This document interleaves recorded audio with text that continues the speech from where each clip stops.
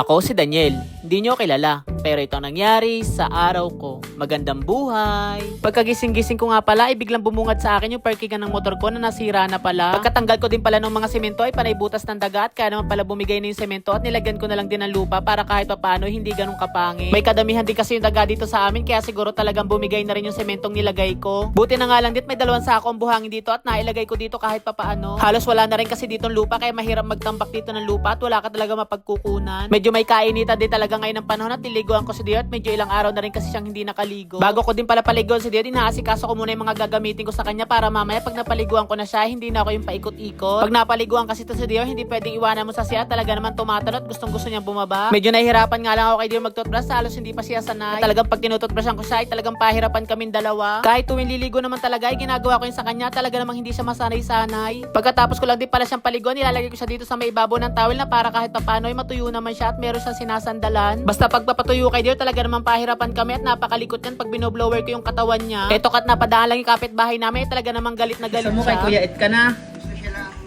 gusto niya sa'yo lang ang attention niya.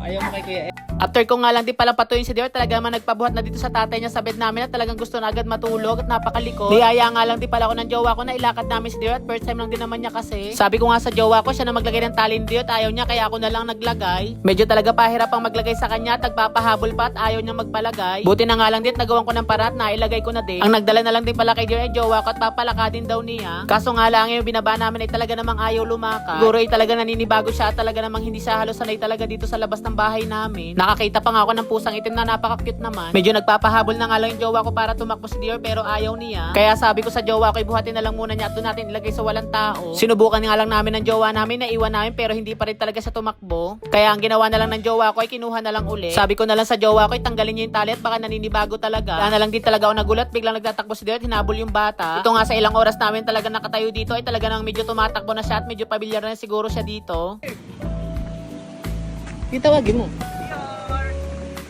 Dito kasi sa my court namin, talaga namang napakaraming bata at napakaraming tao talaga dito tuwing hapon. Dito nga sa oras na ito ay nakakita si Dior ng mga bata at hinabol pa niya.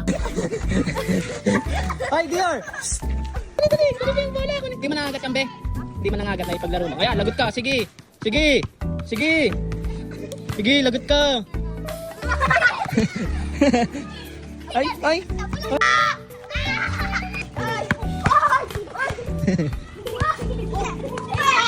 At medyo nga napagod na si Dior kalalaro sa mga bata at gusto pala niya ay may kalaro siya. Buti na nga lang din pagpunta namin dito sa may bandang dulo ay maraming mga bata at gusto pala niya makipaglaro. Siguro sa susunod namin paglabas ay mas dadala sa namin para kahit papaano ay maging familiar sa labas. Bago din talaga namin kasi nilabas si Dior, talagang complete vaccine na para kahit papaano hindi siya madapuan ng sakit. Medyo napapansin ko nga kay Dior siguro napapagod na kaya nakalabas yung dila niya. Bigla na lang lumapit sa kanyang papa at siguro pagod na, gusto niya magpakamot ng kanyang tiyan. Sabi ko nga sa jowa ko, umuwi na kami at baka napapagod na si Dior at baka manibago. Bago nga din kami umuwi, abay napakabilis ng tumakbo. Siguro ay sa susunod namin paglabas ay talaga naman siguro masasanay na rin si Dior. Nasa unang araw pa rin talaga niya kaya siguro talaga naninibago pa siya. So yan guys, hanggang dito na lang. Thank you sa panonood. Bye-bye!